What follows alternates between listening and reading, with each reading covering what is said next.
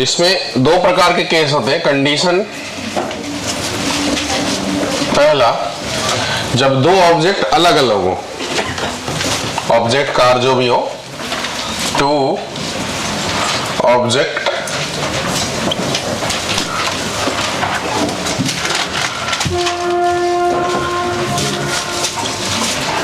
Distinct position.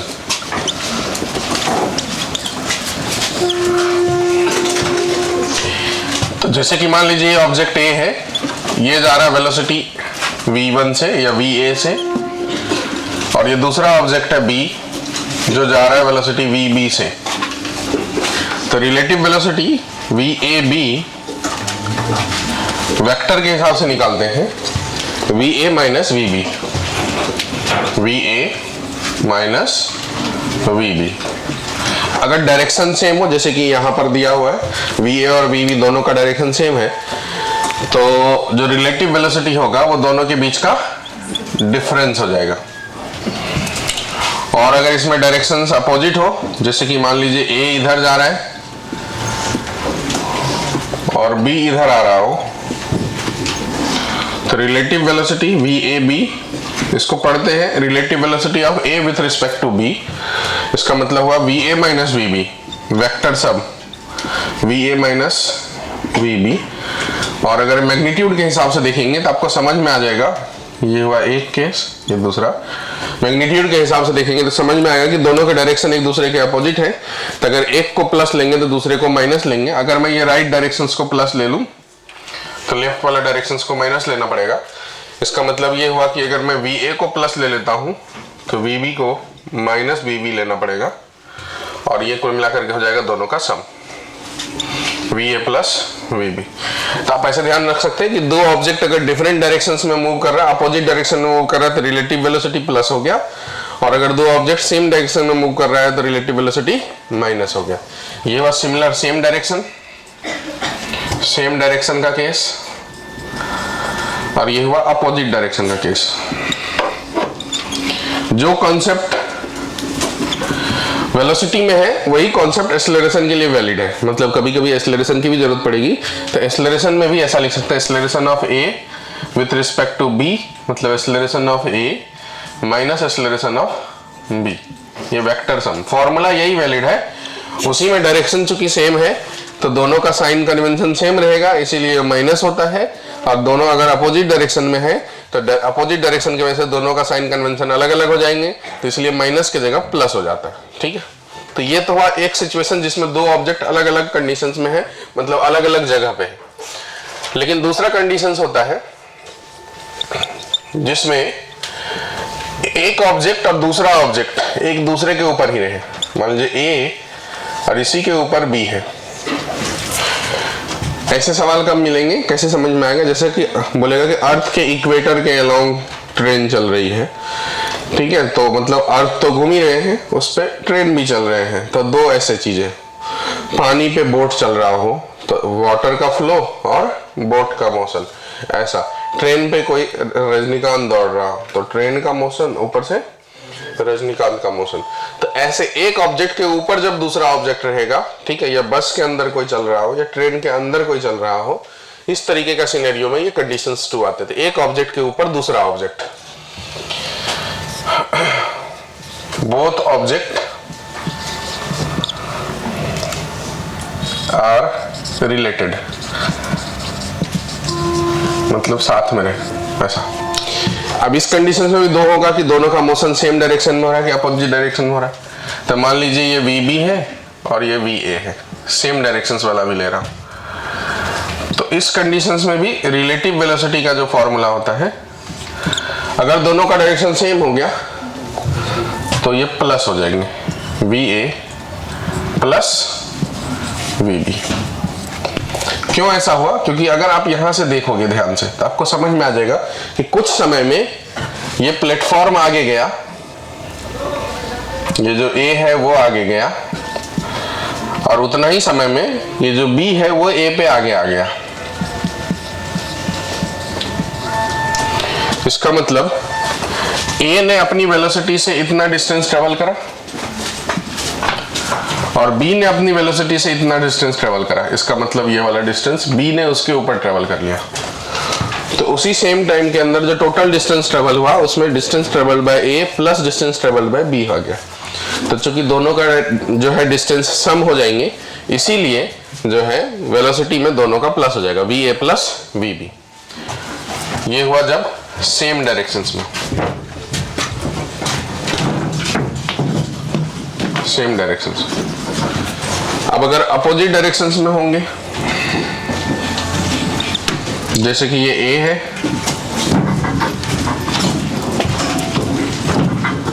ये b है, ये जा रहा है इधर की तरफ, ये आ रहा है इधर की तरफ, तो इस केस में जो रिलेटिव वेलोसिटी होगा वो दोनों का डिफरेंस हो जाएगा। क्यों डिफरेंस हो जाएगा? इसका मतलब a आगे गया, तो जितना आगे a गया उतना डिस्प्लेसमेंट b का नहीं हुआ। b अपनी जगह अगर रुका रहता तो बराबर a के डिस्प्लेसमेंट के बराबर b का डिस्प्लेसमेंट होता, लेकिन a तो आगे गया, तो डिस्प्लेसमेंट ऑफ a आगे की तरफ और डिस्प्लेसमेंट ऑफ b पीछे की तरफ, तो नेट डिस्प्लेसमेंट ऑफ b क्या हो गया? दोनों के बीच का डिफरेंस। तो यही हो गया रिलेटिव वेलोसिटी। मतलब आपको ध्यान रखना है दो अलग अलग कंडीशन ऐसा कि अगर दो ऑब्जेक्ट अलग अलग जगह पे हो, मतलब एक दूसरे के ऊपर नहीं हो, फिजिकली एक दूसरे से रिलेटेड नहीं हो, तो उस सिचुएशंस में सेम डायरेक्शन में माइनस होता है, अपोजिट डायरेक्शन में प्लस होता है। और अगर फिजिकली एक दूसरे के साथ रिलेटेड हो गया एक ऑब्जेक्ट के ऊपर दूसरा ऑब्जेक्ट, तो सेम डायरेक्शन में प्लस और अपोजिट डायरेक्शन में माइनस। बराबर?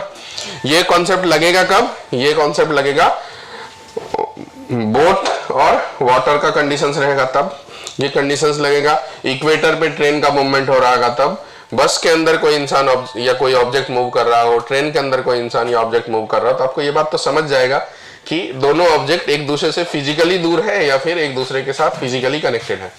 अगर दो ऑब्जेक्ट एक दूसरे के साथ फिजिकली कनेक्टेड है तो ये सेकेंड वाला कंडीशंस लगना है, और अगर दो ऑब्जेक्ट एक दूसरे से फिजिकली दूर है तो ये वाला कंडीशंस लगना है। जनरल केस में तो यही लगता है, लेकिन जहां पर कनेक्टेड हो जाता है उस जगह पे ये लगेगा। ठीक है, तो पहले आप ये सब बातें लिख लें।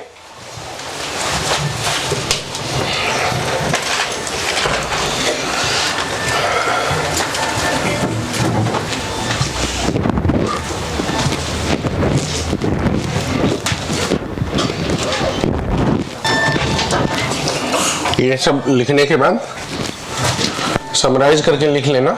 ऑब्जेक्ट फिजिकली कनेक्टेड ना हो तो सेम डायरेक्शन में माइनस, अपोजिट डायरेक्शन में प्लस।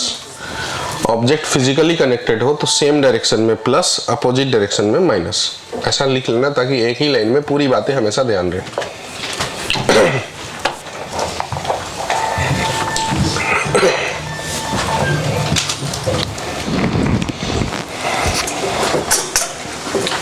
हो गया? लिख लिए?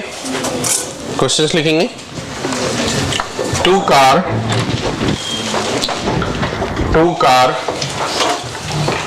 Of length 10 meter each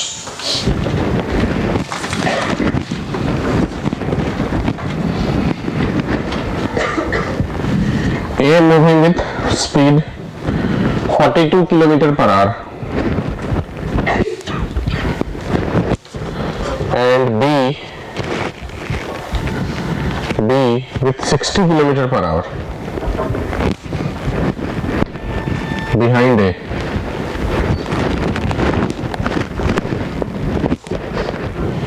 If initially B is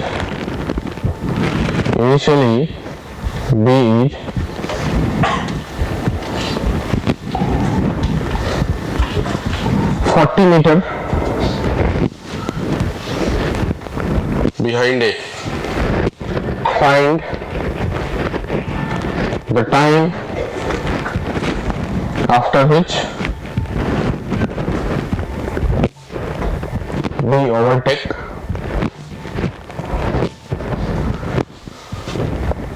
दूसरा, find the road distance involved in overtake.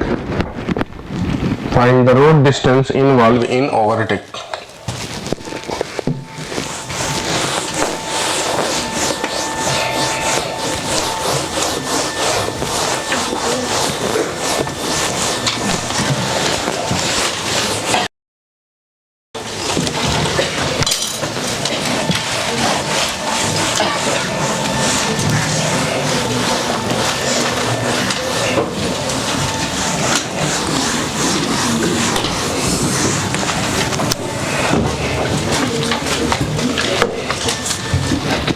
देखिए अब मैं बनाता हूं।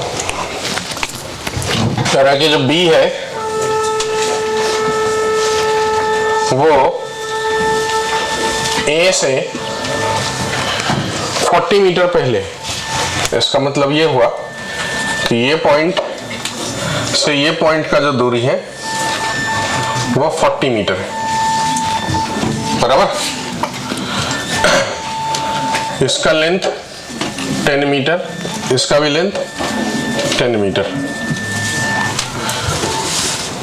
ओवरटेक होने का मतलब ये हुआ कि ऐसा हो जाना चाहिए A और ऐसा हो जाना चाहिए B, तो ये ओवरटेक कंप्लीट माना जाएगा, ठीक है। तो इस सिचुएशंस में इसकी स्पीड है 60 किलोमीटर पर आवर की, इसकी स्पीड है 42 किलोमीटर पर आवर की। अब देखिए ओवरटेक कंप्लीट होने के लिए B को कितना दूर जाना पड़ेगा। A कितना आगे गया, इस जगह से A यहां गया, तो A ने जो डिस्टेंस ट्रेवल किया वो डिस्टेंस तो B को ट्रेवल करना ही पड़ेगा, साथ में B को और क्या करना पड़ेगा 40, तो 40 करेगा तो B यहां पहुंचेगा, लेकिन और ये एक्स्ट्रा वाला करना पड़ेगा 10 मीटर। इसका मतलब डिस्टेंस ट्रेवल बाय A कितना हुआ, मान लो x, ये डिस्टेंस, तो डिस्टेंस ट्रेवल बाय B कितना हो जाएगा 40 प्लस x प्लस 10, ठीक है। अभी मैं नॉर्मल तरीके से बना रहा हूं सवाल को, रिलेटिव का कॉन्सेप्ट बाद में लगाऊंगा। तो डिस्टेंस ट्रेवल बाय B, दोनों का समय सेम होना चाहिए, तो डिस्टेंस ट्रेवल बाय B जो होगा वो स्पीड इनटू टाइम। स्पीड क्या है इसका 60 इंटू 5/18 इंटू टाइम, ठीक है, जो भी टाइम में ये होगा, equal to 40 plus 10 50, distance travel by A speed 42 into 5/18 into time t, ये होना चाहिए, बराबर। उसको इधर लाए तो t कॉमन हो जाएगा, 5/18 भी कॉमन हो जाएंगे, 60 माइनस 42 इक्वल टू 50, ठीक है। तो अब आप देखो ध्यान से जी, ये 18 कैंसिल हो गया, तो t इंटू 5 इक्वल टू 50, मतलब 10 सेकेंड लगने वाला है इस पूरा प्रोसेस में, ठीक है। तो 10 सेकेंड अगर लगने वाला है तो डिस्टेंस ट्रेवल बाय B कितना हुआ, डिस्टेंस ट्रेवल बाय B हुआ 60 इंटू 5/18 इंटू 10, बराबर, इतना मीटर। तो 6 3 जा 10, 500/3 मीटर, इतना डिस्टेंस ट्रेवल कौन करेगा, B करेगा। तो ये हो गया टाइम, इतने देर बाद होगा, B ने उतना डिस्टेंस ट्रेवल किया। तो रोड डिस्टेंस में कौन सा कवर है, B का डिस्टेंस। अब यहां से लेकर के ये वाला हमने काउंट कर लिया, यहां से लेकर के यहां तक का ये वो डेटा है, distance of B 40 plus x plus 10 का वैल्यू है उतना, ठीक है। कहाँ ध्यान है, रोड डिस्टेंस में ये वाला डिस्टेंस भी तो आएगा, तो प्लस 10, तो रोड डिस्टेंस जो इन्वॉल्व हुआ इस प्रोसेस में, तो प्लस 10 की प्लस 20 प्लस 10, तो 500/3 प्लस 10, तो ये कितना हो गया 530/3, इतना मीटर, बराबर। अब अगर इसी चीज को रिलेटिव वेलोसिटी से बनाए तो v रिलेटिव, एक का 60 दूसरे का 42, डायरेक्शन सेम है कि अपोजिट, सेम है, तो माइनस करेंगे प्लस, तो 60 माइनस 42 18 किलोमीटर पर आवर, इसे कन्वर्ट करेंगे तो 5/18 मीटर पर सेकेंड, ये हो गया 5 metre per second. Relative distance कितना कवर करना है क्रॉस करने के लिए, तब देखो ध्यान से, मान लो कि A इस जगह में रेस्ट में, B को ओवरटेक करना है, तो B को ये 40 मीटर जाना है, बराबर, और साथ में और ऐसा जाएगा तब तो कवर होगा, तो ये 40 तो कवर करना ही है, इस पॉइंट को, ये पॉइंट यहां पहुंच जाना चाहिए, तभी हो जाएगा ओवरटेक, तो ये 40 तो करना ही पड़ेगा, प्लस 10 करना पड़ेगा, तो कितना मीटर? 50 मीटर। तो डी रिलेटिव हो गया 50 मीटर, तो टाइम हो गया 10 सेकेंड। ठीक है, अब टाइम 10 सेकेंड आ गया, तो टोटल डिस्टेंस अगर निकालना तो डिस्टेंस ऑफ बी, अब तो वो प्रोसेस वही होगा, स्पीड उसका 60 इंटू 5/18 इंटू टाइम, ये हो गया distance of B. Road distance की बात करेगा तो road distance involve distance of B plus 10 meter, ये हो गया आंसर। समझ में आया क्या? तो ये तरीके से भी कर सकते हैं, उस तरीके से भी कर सकते हैं, मतलब प्रॉपरली डायग्राम बना करके, या नहीं बनाना हो तो ऐसे रिलेटिव का कॉन्सेप्ट लगा करके, तो आप बना दीजिए।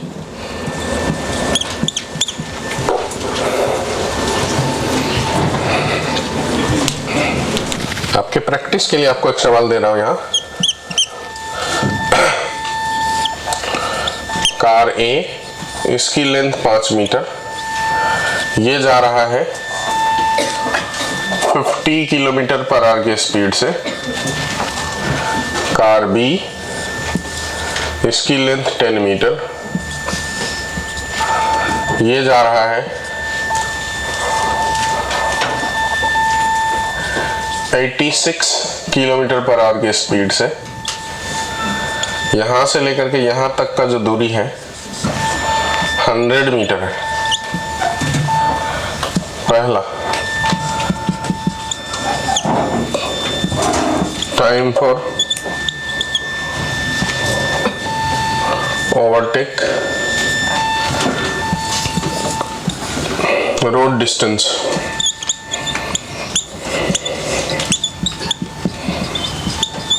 इन्वॉल्व।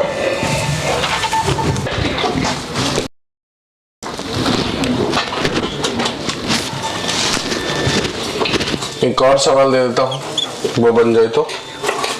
दो पार्टिकल है ए और बी, ये जा रहा है 2 मीटर पर सेकेंड से with acceleration 4 metre per second square. ये जा रहा है 10 मीटर पर सेकेंड से with acceleration 6 metre per second square. इसके बीच का डिस्टेंस 100 मीटर है। टाइम फॉर क्रॉसिंग,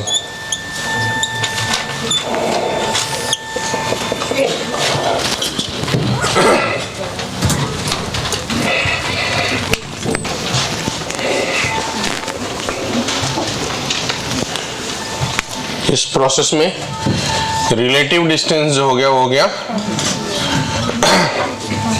इस पॉइंट को ऐसे आगे जाना पड़ेगा ऐसा, बराबर। तो 110 मीटर ना, relative distance 110 meter. V relative 36 kilometer per hour, मतलब 10 मीटर पर सेकेंड। टाइम लगेगा 11 सेकेंड। तो रोड डिस्टेंस कितना कवर होगा? पहले बी का लेंथ प्लस बी की स्पीड कितनी है 86 इंटू 5/18 इंटू 11।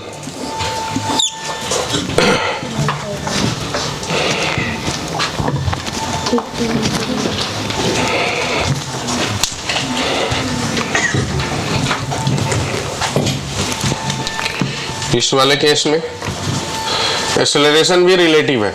रिलेटिव एक्सेलरेशन 4 और 6 के बीच का difference 2 metre per second square. Initial relative velocity, एक का 10 है दूसरे का 2 है, तो 8 metre per second. Direction same है ना। और रिलेटिव डिस्टेंस कितना है 100 मीटर। तो टाइम निकालना, तो फॉर्मूला लगाना है S = UT plus half AT square. S के जगह 100, रिलेटिव वेलोसिटी 8, T मालूम नहीं, प्लस हाफ, A के जगह 2 इंटू T स्क्वायर। अब इसको सॉल्व करके जो भी आपको टाइम आए, 100 = 80 प्लस T स्क्वायर। तो T square plus 80 minus 100 equal to 0। तो t की वैल्यू हो जाएगी minus b plus minus under root b square 64 minus minus plus 4ac तो 400/2। टाइम नेगेटिव नहीं होता इसलिए प्लस वाला आंसर देना है, मतलब -8 प्लस रूट अंडर 464/2 इतना सेकेंड।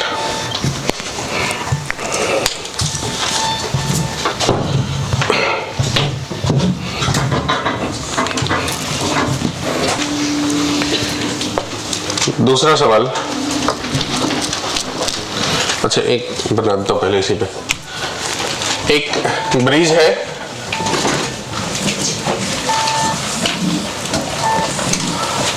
इसकी लंबाई मान लो 40 मीटर है, और एक ट्रेन है जिसकी लंबाई 60 मीटर है। ये जा रहा है 20 मीटर पर सेकेंड की रफ्तार से ट्रेन। तो कितना समय लगेगा ब्रिज को क्रॉस करने में? सवाल आते ना, तो बनाओ टाइम फॉर क्रॉसिंग। ब्रिज को क्रॉस करने में कितना समय लगेगा?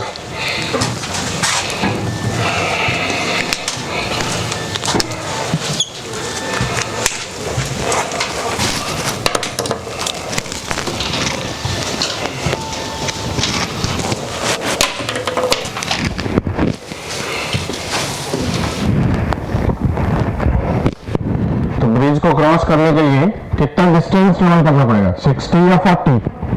100। 60 प्लस 40 इतना डिस्टेंस बाय स्पीड 20, तो 5 सेकेंड। तो ब्रिज क्रॉसिंग की शुरुआत तब होगी जब ट्रेन यहाँ पहुंच जाए, ट्रेन का अगला हिस्सा ड्राइवर यहाँ पहुंचे, तब क्रॉसिंग की शुरुआत होगी। और क्रॉसिंग कंप्लीट कब होगा? जब पीछे का गार्ड जो है वो यहाँ रहे। ठीक है, तो ब्रिज का डिस्टेंस प्लस ट्रेन का डिस्टेंस हो जाएगा टोटल डिस्टेंस। इसमें एक सवाल ऐसे आते हैं कि एक ट्रेन है जिसकी खुद की लंबाई मान लीजिए 60 मीटर है, ये जा रहा है 10 मीटर पर सेकेंड की स्पीड से। यहाँ एक बिजली का खंभा है, इलेक्ट्रिक पोल, इसको क्रॉस करने में कितना समय लगेगा? टाइम क्रॉसिंग इलेक्ट्रिक पोल।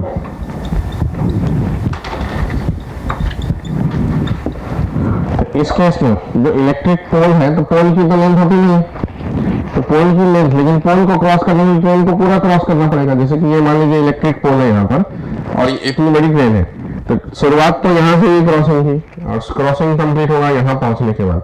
इसका मतलब ट्रेन को या जो भी गाड़ी रहेगा उसको अपना पूरा लेंथ ट्रेवल करना पड़ेगा। तो इसलिए इसमें लेंथ जो है वो 60 मीटर बाय 10, 6 सेकेंड।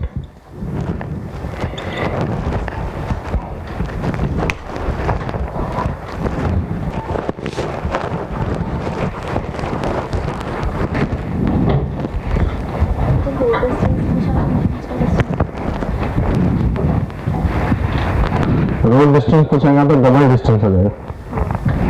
ट्रेन का डिस्टेंस 60 मीटर है तो 80 मीटर, मतलब ट्रैक का डिस्टेंस जो इन्वॉल्व होगा, क्योंकि शुरुआत 60 मीटर पहले से हो जाएगी और खत्म 60 मीटर आगे तक होगा। और उस केस में, ब्रिज के केस में, अगर ट्रैक का डिस्टेंस इन्वॉल्व पूछा जाएगा तो 60 प्लस 40 प्लस 60। ठीक है, नेक्स्ट ऐसे टाइप के डायरेक्शन से रिलेटेड सवाल आते हैं, नॉर्थ साउथ के डायरेक्शन। ये नॉर्थ हुआ, ये साउथ हुआ, ये ईस्ट हुआ, ये वेस्ट हुआ। तो बोलेगा कोई ऑब्जेक्ट नॉर्थ में गया, फिर 90 डिग्री राइट टर्न ले लिया, मतलब ईस्ट में चला गया, तो डिस्प्लेसमेंट बताओ। तो मैग्नीट्यूड तो अपन निकाल सकते हैं पाइथागोरस वगैरह लगा करके, लेकिन डायरेक्शंस ध्यान रखिए। अगर आपको ऐसा डायरेक्शन दिखा, इसका मतलब होता है वेस्ट नॉर्थ डायरेक्शन, या फिर इसी, ये पैरेलल हो गया साउथ ईस्ट के, इसी को कह सकते हैं south east, south east direction. ठीक है, उसी तरीके से ये वाला डायरेक्शन लिखा, इसे कह सकते हैं साउथ साउथ ईस्ट या फिर वेस्ट नॉर्थ, साउथ ईस्ट या फिर वेस्ट नॉर्थ डायरेक्शन या फिर साउथ ईस्ट डायरेक्शन।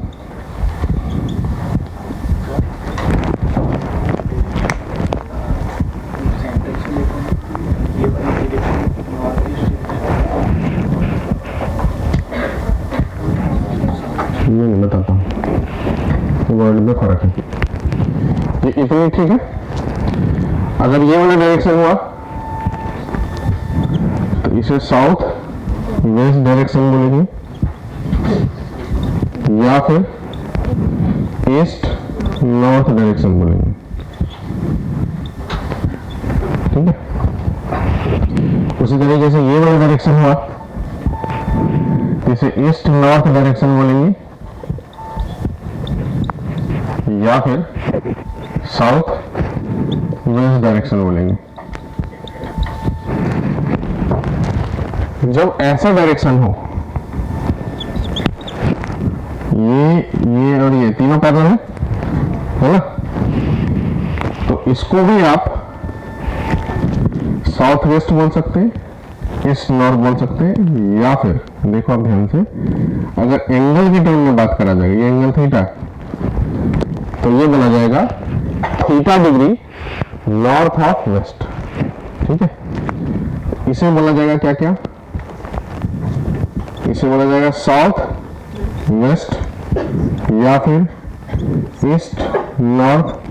ये बीच में डैश रहेगा, इसका मतलब सीधा सीधा बोलेंगे, और नहीं तो ऑफ बोला जाएगा। ऑफ बोला जाएगा तो फिर ये सब कॉन्सेप्ट आएंगे। इसको बोला जाएगा एंगल थीटा। थीटा किससे एंगल है, वेस्ट के साथ, किधर की तरफ, तो थीटा नहीं, नॉर्थ ऑफ वेस्ट। ठीक है, नॉर्थ ऑफ वेस्ट और नॉर्थ वेस्ट दो अलग अलग बात है। ठीक है, तो इसे बोला जाएगा नॉर्थ ऑफ वेस्ट। उसी तरीके से मान लीजिए इधर कोई आ गया, ये अल्फा एंगल पे। ठीक है, ये सब कहानी तो मैंने लिखा हूं इसके लिए। अब ये अल्फा एंगल का है, जैसे कौन कौन सा डायरेक्शन बोल सकते हैं आप, वेस्ट नॉर्थ, साउथ ईस्ट, या फिर alpha angle north of east. तो इसे क्या बोला जा सकता है, साउथ ईस्ट या फिर वेस्ट नॉर्थ या फिर alpha north of west, sorry north of east. ठीक है, मतलब बीच में कुछ ऑफ वगैरह नहीं है, डैश लाइन लगा हुआ, तो उसका मतलब सीधा सीधा ये है। क्योंकि अगर मान लीजिए इस डायरेक्शन में हम गए और इसे वेस्ट नॉर्थ बता दिए, तो वेस्ट नॉर्थ का मतलब वेस्ट से नॉर्थ की तरफ जाना, जबकि एक्चुअली में ये डायरेक्शन गए तो वेस्ट से नॉर्थ की तरफ हम नहीं जा रहे। ये सामने की तरफ नॉर्थ हुआ हमारा, ये साइड ईस्ट हुआ, बराबर। अब मैं इधर जा रहा हूँ, तो इसको अगर मैं बोल दूंगा नॉर्थ ईस्ट डायरेक्शन, तो ये नॉर्थ ईस्ट डायरेक्शन नहीं है। ये जो डायरेक्शन है, ये नॉर्थ है, ये ईस्ट डायरेक्शन है। तो ये जो हमारा डायरेक्शन है, तो आप एंगल के हिसाब से देखोगे तो उस साइड से उसके पैरेलल होगा और इधर से इसके पैरेलल होगा। आप वो वाला डायरेक्शन बोलेंगे। और अगर एंगल के टर्म में बोलना है तो फिर आपको बोलना पड़ेगा ये एंगल इसके साथ दिया हुआ है, तो बोलेंगे alpha angle north of east. और ये वाला एंगल दिया हुआ है तो उसे बोलेंगे जो भी एंगल है beta, beta angle east of north, बराबर। तो डैश रहेगा, तो आपको इस बात का ध्यान रखना कि डैश का मतलब ऐसे पकड़ते हैं, और बीच में डैश नहीं है तो फिर ऐसे पकड़ेंगे। एंगल है तो ऑफ करके लिखेंगे। ठीक है,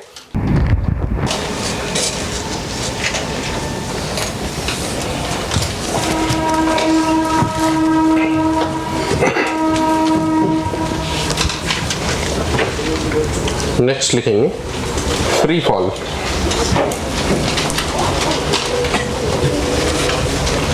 free fall motion.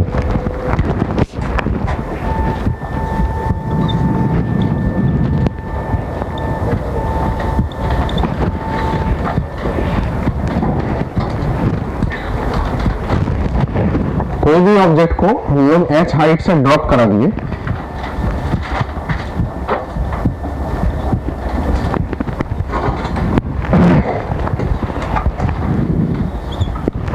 Free fall motion में ड्रॉप अगर कराए तो इनिशियल वेलोसिटी 0 लेना है, एक्सेलरेशन की जगह g लेना है नीचे की तरफ।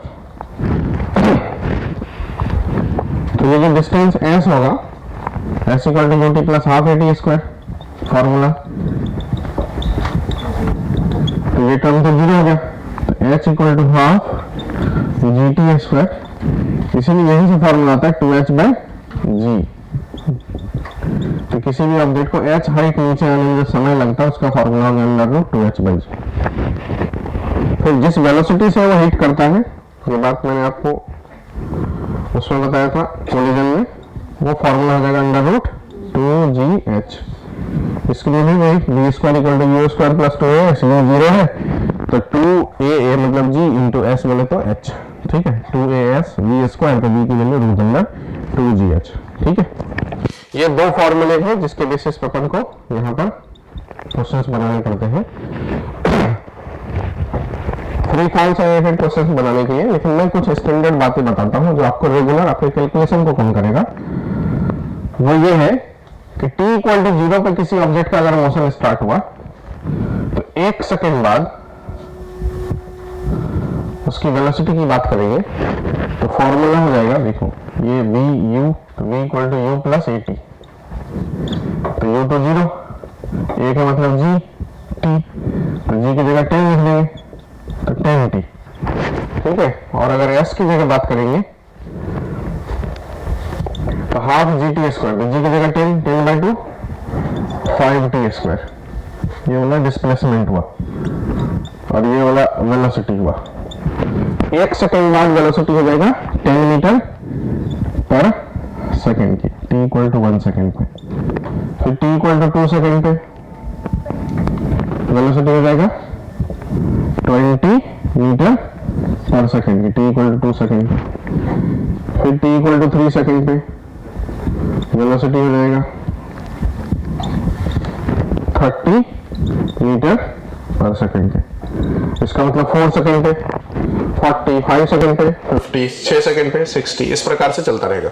तो जो फ्री फॉल है उसमें वेलोसिटी का जो रेशियो है वो क्या हो गया, v1:2, v2:2, v3 क्या हो गया 1:2, 2:2, 3:2 so on, बराबर। ये बात वेलोसिटी का रेशियो। दूसरी बात है डिस्प्लेसमेंट की बात करेंगे तो 1 सेकेंड में जो डिस्प्लेसमेंट होगा 5t स्क्वायर, t की जगह 1, तो 1 मतलब पहले सेकेंड में कितना 5 मीटर, दूसरे सेकेंड में 2 सेकेंड होने के बाद तो 2 का स्क्वायर 4 इंटू 5 20, तो शुरुआत से 20 मतलब पहला वाला 5 है तो दूसरा वाला 15 होगा, तभी तो 20 होगा ना। हाँ, फिर t इक्वल टू 3 सेकेंड में तो 3 का स्क्वायर 9 इंटू 5, तो शुरुआत से लेके यहाँ 3 सेकेंड तक 45, तो उसमें से पहला 5 और 15 को माइनस कर लीजिए, मतलब 20 माइनस कर लीजिए, कितना हो जाएगा 25। तो तीसरे सेकेंड में कितना 25 मीटर। अब देखिए पहले में 5, दूसरे में 15, तीसरे में 25, तो चौथे में 35 आ जाएगा। मतलब ये इसी तरीके से चलता रहेगा, ठीक है। 5, 15, 25, 35, 45, फिर 55, यही रेशियो चलता रहेगा। मतलब अगर हमको displacement in first second, displacement in second second, displacement in third second, ये सब निकालना है तो ये रेशियो हो जाएगा 1:3:5:7, ऐसे चलता रहेगा, बराबर। तो ये रेशियो वगैरह तो ठीक है, रेशियो ठीक है। जो आपने दिमाग में बैठाना है वो ये डेटा दिमाग में बैठाना एकदम, ये बहुत काम की चीज है, बहुत सारे सवाल में काम आएगा जो आपकी कैलकुलेशन को कम करते हैं। पहले सेकेंड में वेलोसिटी 10 मीटर पर सेकेंड, दूसरे सेकेंड के बाद 20, तीसरे सेकेंड के बाद 30, चौथे सेकेंड के बाद 40, ठीक है। तो पहले सेकेंड में डिस्प्लेसमेंट 5, दूसरे में 15, तीसरे में 25, फिर 35, फिर 45, तो 1 सेकेंड में डिस्प्लेसमेंट हुआ 5, 2 सेकेंड में टोटल डिस्टेंस कितना हो जाएगा 20, 3 सेकेंड में टोटल 45, 4 सेकेंड में टोटल 80, 5 सेकेंड में टोटल 125। कैसे निकालना है इससे, ठीक है, टाइम की जगह रखना है, टोटल डिस्टेंस आता रहेगा। अब ये जो है उल्टा में भी लगता है। उल्टा में कैसे लगता है, जैसे कि मान लीजिए एक ऑब्जेक्ट है, इसको मैंने नीचे से प्रोजेक्ट कर दिया with speed 100 metre per second, ठीक है, 100 मीटर पर सेकेंड से प्रोजेक्ट कर दिया।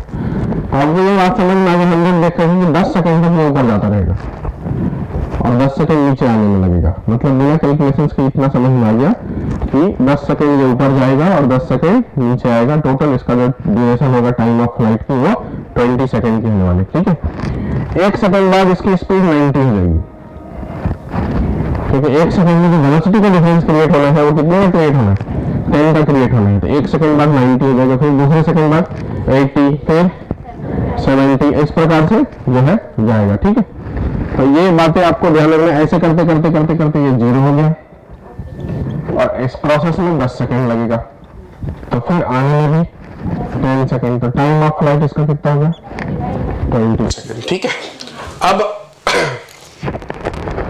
इसमें अगर बोला जाएगा कि आप ये बताओ कि ये जो 10 सेकंड है तो 9 सेकंड में कितना डिस्टेंस ट्रेवल किया, तो 10 सेकंड तक ऊपर गया।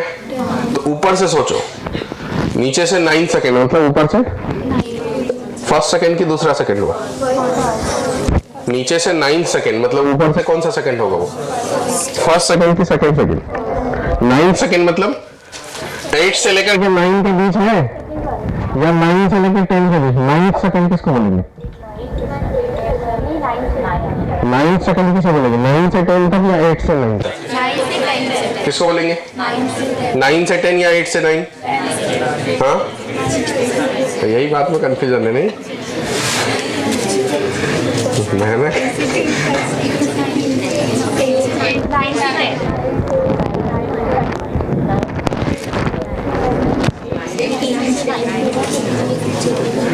अच्छा मतलब 8 से 9 वाले कितने लोग हैं और 9 से 10 वाले कितने लोग हैं। ठीक है, 9 सेकंड का मतलब हुआ जब 9 सेकंड्स की शुरुआत हुई, मतलब 8 सेकंड कंप्लीट हो चुका है, 8 सेकंड कंप्लीट हो चुका, अब 9 सेकंड की शुरुआत हुई। तो शुरुआत कहाँ होगी, 8 सेकंड पे कि 9 सेकंड पे, 8 सेकंड पे ना शुरुआत होगी, 9 सेकंड पे तो 10वें सेकंड की शुरुआत हो जाएगी। हमको 5 मीटर जाना है तो 5वें मीटर की शुरुआत कब होगी, चौथा मीटर जहाँ खत्म हो जाएगा उसके बाद 5वें मीटर की शुरुआत हो जाएगी, बराबर है, हाँ या ना। तो 9 सेकंड अगर हमको जाना है तो 9 की शुरुआत कहाँ से हुई थी, जहाँ 8 खत्म हो गया था। तो ये वाला जो है ये है 9 सेकंड और ये वाला है 10 सेकंड, बराबर। ये बातें आपको पहले क्लियर हो जानी चाहिए। क्लियर हो गया। तब देखो उस सवाल में बोला गया कि 9 सेकंड में कितना डिस्टेंस ट्रेवल किया, ये बताओ कौन से सेकंड में, 9 सेकंड में। मतलब ऐसा हुआ कि 8 से लेकर के 9 के बीच में था। अब अगर ऊपर से सोचोगे तो ऊपर से लेकर के ये पहला सेकंड हुआ और ये दूसरा सेकंड हुआ ना। और हमको पता है पहले में 5 होता दूसरे में 15। आंसर हो गया क्या, 15 मीटर। किसको 9 सेकंड में बोला कि 9 सेकंड में बोला, पूरा 9 सेकंड में तो बोला नहीं है, 9 सेकंड में बोला है कि 9 सेकंड में कितना डिस्टेंस ट्रेवल करेगा, तो 15 मीटर। क्योंकि 9 सेकंड कहने का मतलब ये हुआ ऊपर से देखोगे तो दूसरा सेकंड, ठीक है, ऊपर से देखोगे तो दूसरा सेकंड। आपको विश्वास नहीं रहा था, आप बना लो, देखो मैं बना देता हूँ इधर बाजू, हमको पता है आपको विश्वास नहीं हुआ। Distance equal to u t plus half a t square यही लगेंगे। तो देखो पहले मैं डिस्टेंस इन 9 सेकंड निकाल लेता हूँ, डिस्टेंस इन 8 सेकंड निकाल लेता हूँ, दोनों के बीच का डिफरेंस निकाल लेंगे, बराबर। डिस्टेंस इन 9 है, यू कितना है उसका 100, टी हमने 9 लिखे, प्लस की जगह माइनस होगा, ए की जगह 10 होगा, टी स्क्वायर 9 इंटू 9, बराबर। ये वाला डिस्टेंस 5 हो गया, 900 माइनस कितना हो गया 405, तो ये कितना हो गया 495 मीटर। और डिस्टेंस इन 8 सेकेंड, तो ये हो गया 100, टी की जगह पर 8 माइनस हाफ 10, 8 इंटू 8, तो देखो ये हो गया 800 माइनस 5 40 320 ना 320, तो 800 माइनस 300 500 480, देखो कितना मीटर है। या तो आप ऐसे बनाओ, ठीक है, या तो आप दिमाग में सेट करो, पैरामीटर सेट करो, बहुत बहुत ज्यादा इंपॉर्टेंट है। आपके पूरे फ्री फॉल से रिलेटेड सवाल या फिर इस टाइप के क्वेश्चंस पूरे बना देते बिना कैलकुलेशन के। पहला चीज फिर से सेट करना है, पहले मीटर सेकेंड के बाद वेलोसिटी कितनी होगी? कितना? 2 सेकेंड के बाद, 3 के बाद, 4 के बाद, तो 10 बढ़ता जा रहा है वेलोसिटी। अब नीचे से जाएगा तो 10 कम होता जाएगा, बराबर। ये दिमाग में बैठ गया। अब डिस्टेंस की लेवल की बात करेंगे तो पहले सेकंड में, दूसरे में, तीसरे में, ठीक है। अब नीचे से जब जाएंगे तो जैसे ऊपर से आने में जो डिस्टेंस ट्रेवल हुआ है जिस टाइम ड्यूरेशन में, वही टाइम ड्यूरेशन में उतना ही डिस्टेंस ट्रेवल होगा नीचे से जाने में, ठीक है। तो हमने उस सवाल में पूछा कि ये 100 मीटर पर सेकेंड से भेज रहे हैं, आप हमको ये बताओ कि 9 सेकेंड में कितना डिस्टेंस ट्रेवल हुआ। कौन से सेकेंड में? 9 सेकेंड में कौन सा डिस्टेंस ट्रेवल हुआ। तो 9 सेकेंड कहने का मतलब जहां सेकेंड 8 खत्म हो गई और जहां से 9 की शुरुआत हो गई, ठीक है। तो 8 से 9 के बीच का टाइम, तो आप ये समझो कि 8 से 9 के बीच का टाइम, तो यहां पहुंचा 10 सेकेंड, उससे पहले यहां होगा 9 सेकेंड, उससे पहले यहां होगा 8 सेकेंड। तो ये वाला ड्यूरेशन, यही बोला ना। तो ये वाला ड्यूरेशन तो ऊपर से रिलेट करोगे तो ये सेकेंड दूसरा ही सेकेंड है, तो दूसरे सेकेंड में कितना डिस्टेंस? 15 मीटर। देखिए हमने वो कैलकुलेशंस करके प्रॉपर्ली निकाले तो 15 ही आया ना, ठीक है। तो या तो आप कैलकुलेशन करिए या फिर दिमाग में बैठा लीजिए। इसी में ऐसा बोला जाएगा 11वें सेकंड में डिस्टेंस बताओ। ऑब्जेक्ट को 100 मीटर पर सेकंड से भेज दिए, 11th सेकंड में डिस्टेंस बताइए। 11th सेकंड मतलब 10 सेकंड तक तो यहाँ पहुंच गया, अब 11वें सेकंड में वहीं रुक जाएगा, तो डिस्टेंस 0। हाँ बोल रहे 11वें सेकंड में नीचे आएगा कि नहीं आएगा? तो आएगा तो फिर फ्री फॉल हो गया। तो 10 सेकंड में यहाँ पहुंचा, 11वें सेकंड में वापस यहाँ पहुंच जाएगा, मतलब वो ऊपर से देखेंगे तो पहला ही सेकंड है। तो कितना हो गया? कितना हुआ? कितने लोगों को समझा ये बातें? ठीक, फिर से बताता हूँ। चलो सवाल पूछता हूँ, आप ये बताओ मुझे 14 सेकंड में कितना डिस्टेंस ट्रेवल होगा इस मोशन में? 14 सेकंड, 14 सेकंड मतलब 10 तो पहले ही खत्म हो गया। फिर ऊपर से देखेंगे तो 4th सेकंड, ऊपर से देखेंगे तो पहले में 5, दूसरे में 15, तीसरे में, तो चौथे में 35, ठीक है। कितना डिस्टेंस?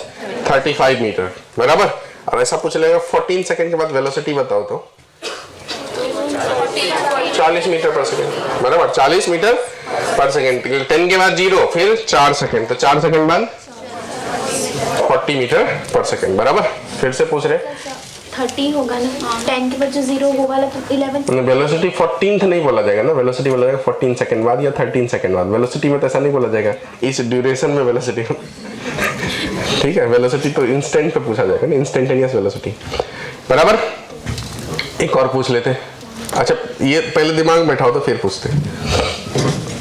आपको बहुत ही या तो आसान लग रहा होगा या फिर कंफ्यूजिंग लग रहा होगा। क्या लग रहा है? कंफ्यूजिंग।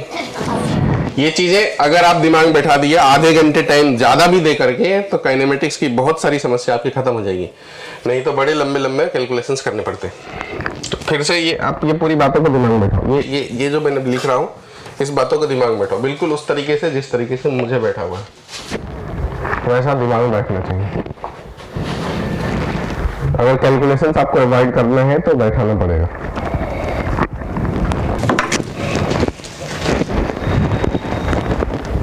बैठिए। अब एक सवाल पूछता हूँ, ध्यान से सुनो। एक आपके तरह कोई पागल लड़का था, एक बिल्डिंग पे बैठ गया, ठीक है। वहां से हर सेकंड पे एक एक मार्कर फेंक रहा है, ठीक है। हर सेकंड पे एक एक मार्कर फेंक रहा है, बॉल फेंक सकता है, स्टोन फेंक सकता है, कुछ भी ऐसा पेन फेंक सकता है। हर सेकंड पे एक एक सेकंड के इंटरवल पे एक एक मार्कर फेंक रहा है। तो सवाल यह है कि जब वो 6th वाला मार्कर फेंका था तब तीसरा मार्कर कहाँ था?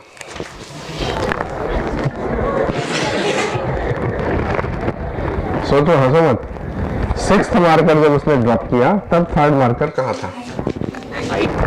ऊपर से निकालना। हाँ वही तो निकालना है।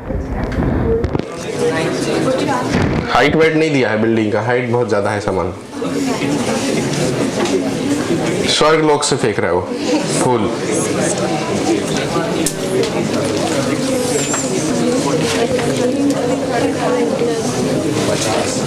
तो कैलकुलेशंस मत करो, कैलकुलेशंस करने का मतलब ही नहीं, फिर ये पढ़ने का क्या मतलब? मैं बताता हूँ सोचना कैसे। देखो क्या बोला है कि 6ठा मार्कर जो फेंका, तो पहले बताओ कि पहला मार्कर 0 सेकंड में, दूसरा वाला 1 सेकंड में, तीसरा वाला 2 सेकंड बाद फेंका जाएगा, तो 6ठा वाला कितने सेकंड बाद फेंका? 5 सेकंड कुल मिलाकर के निकल चुका है टाइम। हाँ या ना? 5 सेकंड निकल चुका है, तो पहला वाला जो मार्कर जो पहले फेंका गया था उसको 5 सेकंड मिला है नीचे जाने के लिए। दूसरे वाले को कितना मिला और तीसरे वाले को कितना मिला? फिर 3 सेकंड। तो 3 सेकंड में कितना डिस्टेंस जाता है बताओ तो? 45 मीटर। ठीक है, स्क्वायर नहीं पूरा इनिशियल पोजीशन से पूछ रहे हैं। 9 × 5 45। ठीक है, नहीं समझा? फिर से बोलता हूँ। जब 6th मार्कर ड्रॉप करा है, ठीक है, छठा वाला, पेन बिल्कुल मत पकड़ना, दिमाग की ट्रेनिंग होनी चाहिए, इसलिए मैं इतना समय दे रहा हूँ। इस पे आप टाइम दे दोगे तो कसम से बोल रहा हूँ कि कैलकुलेशन से बहुत सारा चीज अवॉइड हो जाएगा और कॉन्फिडेंस भी हमेशा ही रहेगा। जब 6th मार्कर ड्रॉप किया गया था, पहला मार्कर 0 सेकंड में ड्रॉप होगा, दूसरा वाला अगर 1-1 सेकंड का इंटरवल है तो, और 2-2 सेकंड का इंटरवल होगा तो फिर 2-2 लेंगे। जनरली जो सवाल आता है उसमें 1-1 सेकंड का इंटरवल रहता है। तो पहला अगर 0 पे हुआ होगा तो दूसरा 1 सेकंड, तीसरा 2 सेकंड, चौथे वाले को 3 सेकंड। तो 6th मार्कर ड्रॉप किया गया, इसका मतलब 5 सेकंड गुजर चुका है। तो जो 0 सेकंड पे जो ड्रॉप किया गया होगा उसको 5 सेकंड मिला। अगर पहला वाला मार्कर का पोजीशन पूछ लेता कि वो कितना नीचे पहुंचा है, तो 125 मीटर नीचे पहुंचा है। ठीक है, दूसरे वाले मार्कर का पूछ लेता पोजीशन कहां तक पहुंचा है, तो दूसरे वाले को 4 सेकंड मिला, मतलब 80 मीटर नीचे होगा वो। ठीक है, तीसरे वाले मार्कर का पोजीशन पूछ लिया, इसका मतलब उसको 3 सेकंड मिला है, तो 3 सेकंड मिला है तो 45 मीटर। और वो पूछता कि 4th मार्कर का पोजीशन, तो उसको 2 सेकंड मिला है, तो इसका मतलब कितना मीटर? 20 मीटर। ठीक है, और 5वें मार्कर का बराबर है। चलिए, सबको समझ गया? एक और पूछता हूं। ऐसे ही एक लड़का एक बिल्डिंग पे, बहुत बड़ी बिल्डिंग में बैठ गया और बॉल गिरा रहा है। ठीक है, हर सेकंड के इंटरवल पे 1-1 बॉल गिरा रहा है। जब वो 8वां बॉल गिराया, कौन सा बॉल?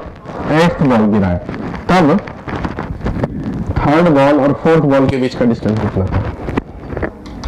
3rd और 4th के बीच का डिस्टेंस कितना था? सोच के बताना, कलम चलाने की जरूरत नहीं।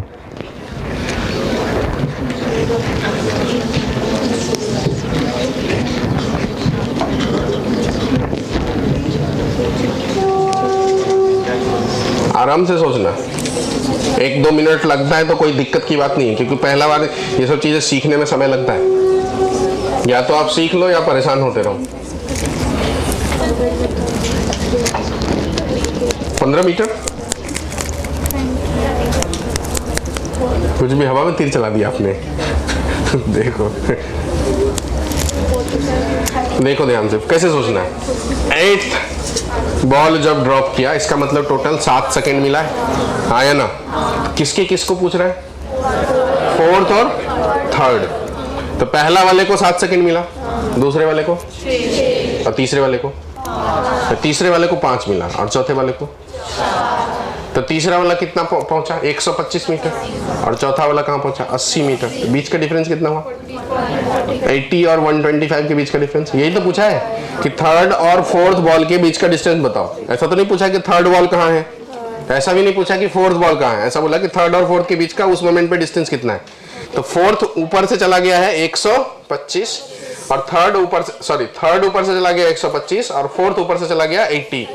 तो ऊपर से देखेंगे तो एक है 80 मीटर पे और दूसरा 125 मीटर पे, तो इसके बीच का डिस्टेंस 45 मीटर। बराबर, समझा क्या? ठीक, फिर से एक और पूछते हैं। इसी में जब 8th बॉल ड्रॉप किया गया था, तब पहले बॉल और तीसरे बॉल के बीच का डिस्टेंस। जब 8th बॉल ड्रॉप किया गया था, 8th बॉल ड्रॉप किया गया था, तब पहले और तीसरे के बीच का डिस्टेंस।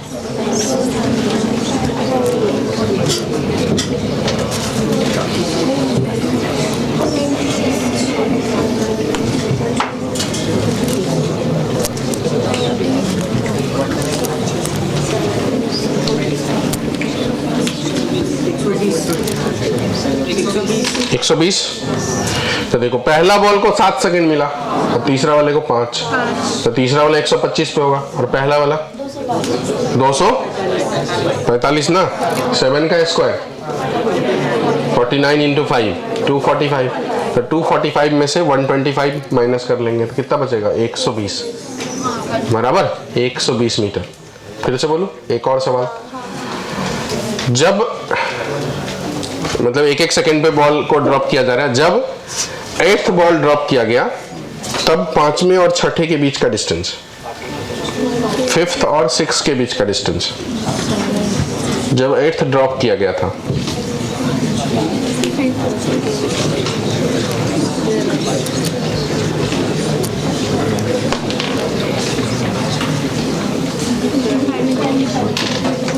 कितना 25 कि 45? तो 5th वाले को 3 सेकंड मिला है बराबर, और 6 वाले को 2 सेकंड मिला। ऐसा ही हुआ ना, 8 को जब ड्रॉप किया गया तो 6 वाले को 2 मिला और 5th वाले को 3 मिला। तो 3 मतलब 45 और 2 मतलब 20, तो दोनों के बीच का डिफरेंस 25 बराबर। अब फिर से सोचो आप ये सब डेटा को एक बार फिर से दिमाग में बैठाओ।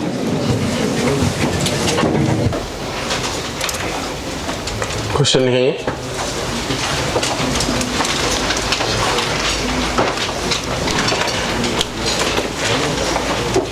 Particle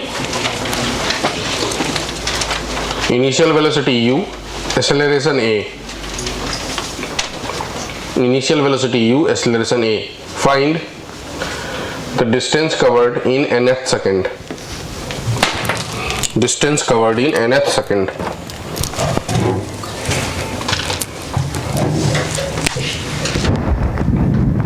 distance in nth second मतलब distance in n minus distance in n minus 1।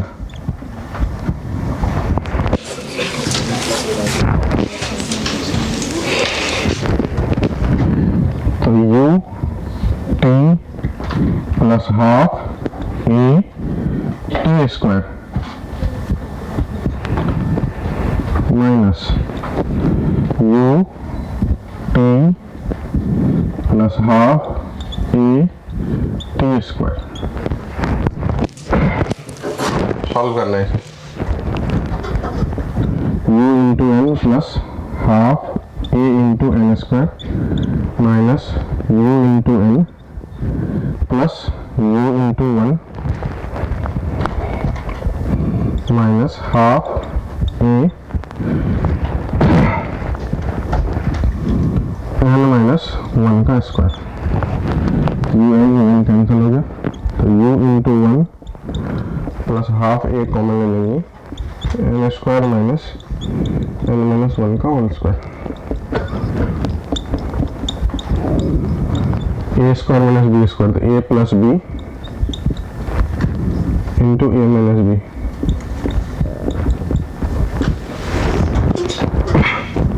तो ये कैंसिल हो गया, तो u into 1 plus half a into 2n minus 1, ये डिस्टेंस इन nth सेकेंड का फॉर्मूला।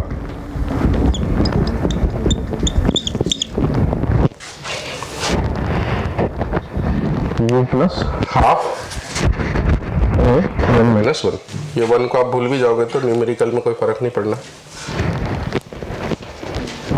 नेक्स्ट सवाल, ball projected with speed 60 meter per second in vertically upward direction,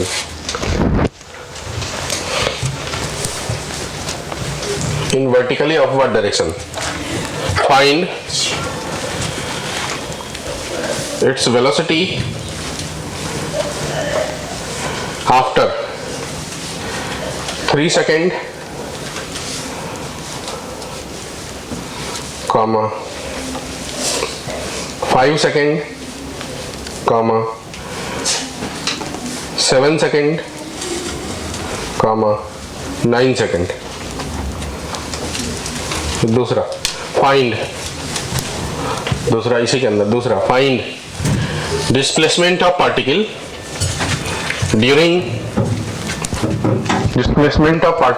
8th second, during 8th second of motion. निकालो तो जरा,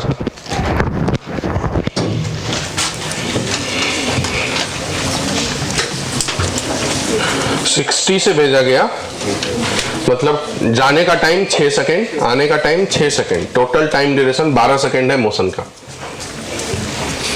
6 second बाद velocity 0 हो जाएगी।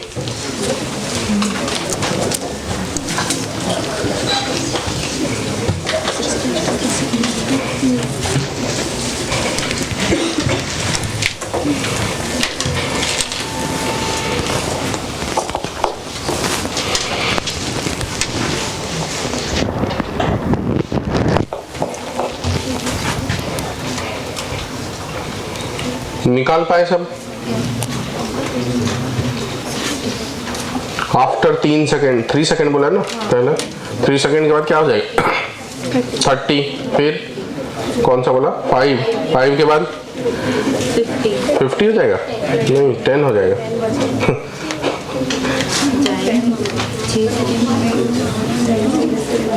10 होगा ना, कम होने होगा ना, 50 कम हो जाएंगे। 30 कम हुआ इसलिए 60 - 30 30 हुआ था। 3 सेकंड बाद 30, 5 सेकंड बाद 10, और कौन सा टाइम था? 7 सेकंड बाद 10, क्योंकि एक ही सेकंड मिलेगा ऊपर से 10, और उसके बाद कोई और है 9 सेकंड, तो 9 सेकंड में 3 सेकंड मिला तो 30।